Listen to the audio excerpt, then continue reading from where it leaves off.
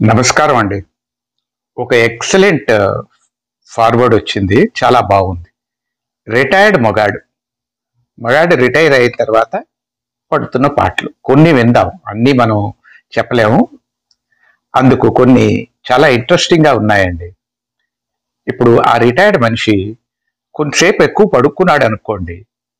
వాళ్ళ ఆవిడ అడుగుతుందిట, ఏమి పని లేదు పాట లేదు, నీకేం పోయింది, పుట్టినే పడుకుంటావు, నా పని నేను చేసుకుంటూ ఉండాలి కదా, నాకు రిటైర్మెంట్ అంటూ లేదు కదా, అదే నా ఏడుపు అని ఆవిడ మొదలెడు. సరే, వీడు కొంచెం వేగిరం లేచి 4 గంటల నుంచి కూర్చుంటాడు అనుకోండి. అప్పుడు ఏం పని ఉందని 4 గంటలకు లేస్తున్నావు, లేచి ఏం చెయ్యాలి, ఎక్కడికైనా వెళ్ళాలా, ఏమన్నా సూటినే వంటింటికి బెడ్రూమ్కి తిరుగుతూ ఉంటాం. కాఫీ తాగాలి, కాఫీ కలపాలి, పాలవాడు రాలేదు, ఇవన్నీ నీకేం తెలుసు అని అంటుంది. సరే, ఇంట్లోనే ఉంటే రిటైర్ అయిపోయావు కదా, కొంచెం అటు ఇటు వెళ్ళొచ్చు, ఎక్కడికైనా పైకి వెళ్ళొచ్చు కదా, ఎందుకు అలా ఇంట్లోనే కూర్చుంటావు, పక్కింటి ఆవిడ అడుగుతున్నది, అతను ఎప్పుడు ఎక్కడికి వెళ్ళడా అని. ఏమిటిది, చూడు పక్కింటి అతను రిటైర్ అయ్యాడు, 5 కిలోమీటర్లు వాకింగ్ వెళ్తున్నట్ట, నువ్వెందుకు వెళ్ళావు, అది ఇంకొక ఇంట్లో. తర్వాత అండి, ఇప్పుడు బయటికి వెళ్ళి ఇంటికే లేటుగా వస్తాడు అనుకోండి. ఉద్యోగంలో ఉన్నప్పుడు ఇంట్లో లేవు, ఇప్పుడు రిటైర్ అయిన తర్వాత కూడా ఎప్పుడో సాయంకాలం వస్తావు. ఏమిటి చేస్తున్నట్టు, ఏమిటి డబ్బా సంపాదన, అవి ఉన్నదే కదా. సరే, ఇది ఇంకొక ఇంట్లో.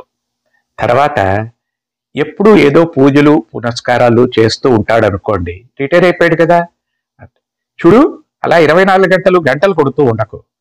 ఏమిటి నీ పుణ్యం పురుషోత్తమం, ఎప్పుడు గంటలు కొడితే ఏమిటి వస్తుంది, గంటలు కొడితే పుణ్యం అంటే గుళ్ళో పూజారికి ఎక్కువ పుణ్యం రావాలి, అతనికి ఊరంత డబ్బులు ఉండాలి.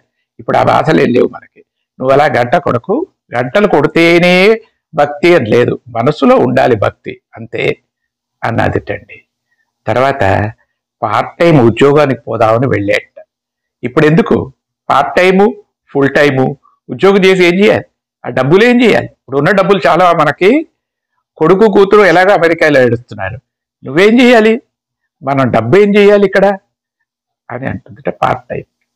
సరే, ఇప్పుడు గుళ్ళు గోపురాలు తిరుగుదాం పదాన్ని తీసుకెళ్తే, చూడు ఎప్పుడు ఈ గుళ్ళు గోపురాలు తిరగడం, నాకు మోకాళ్ళ నొప్పి తప్ప ఇంకేమీ లేవు.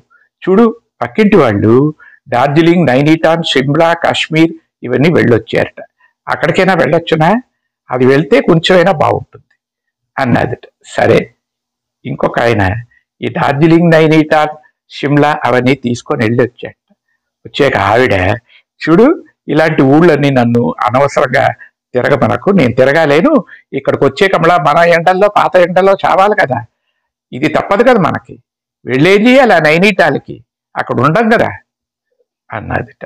తర్వాత ఏది ఇవన్నీ వద్దని ఒక ఆయన పాత పాటలు వింటున్నట్టండి.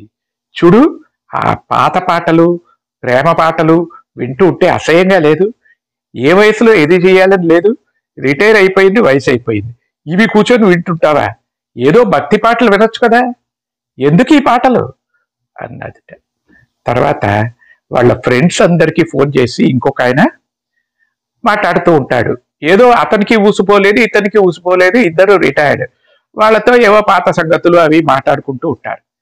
మీకేమి, ఆయనకి పని లేదు, మీకు పని లేదు, 24 గంటలు ఇలా ఊసుకొని మంగళాలాగా ఎవరితోనో మాట్లాడుతూ ఉండడం, ఇదే కదా మీ పని, ఏం చేయాలి మిమ్మల్ని అని దానికి గొడవేనండి. తర్వాత మంచి టిప్ టాప్గా డ్రెస్ వేసుకుంటే, ఇప్పుడు ఎందుకు పెద్ద పెళ్లి కొడుకులా టిప్ టాప్గా డ్రెస్ అయిపోయావు, ఏమిటి చేయాలని, ఎక్కడా పని లేదు పాట లేదు, ఇంట్లో కూర్చుందికి ఈ బట్టలేలా అన్నదిటండి.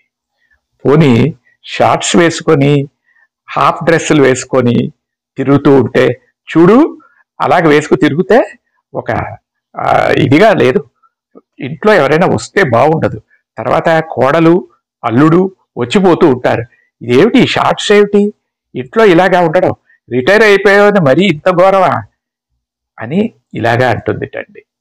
ఇవన్నీ గొడవలు, ఇవన్నీ రిటైర్డ్ మొగాడు భరించాల్సిందండి. ఎంత మంచి షేరో చూసారా, ఎవరితో చెప్పుకుంటాడు, ఆడవాళ్ళు నీలాంటి రేవని ఎక్కడ పడితే అక్కడ మాట్లాడుకుంటూ ఉంటారు, కానీ మొగాళ్ళు ఎక్కడ పోయి మాట్లాడతారు? అది వాళ్ళ బాధలండి. రిటైర్డ్ మొగాడు అన్నదే దీని టైటిల్. వాడు ఎన్ని బాధలు పడుతున్నాడో వినండి. అందరికీ షేర్ చేయండి. రిటైర్ అయిన వాళ్ళు, రిటైర్ అవ్వబోయే వాళ్ళు, రిటైర్ అయిపోయిన వాళ్ళు అందరికీ షేర్ చేసి వినమనండి. చాలా థ్యాంక్స్ అండి. నమస్కారం. ఎంజే ప్రసాద్.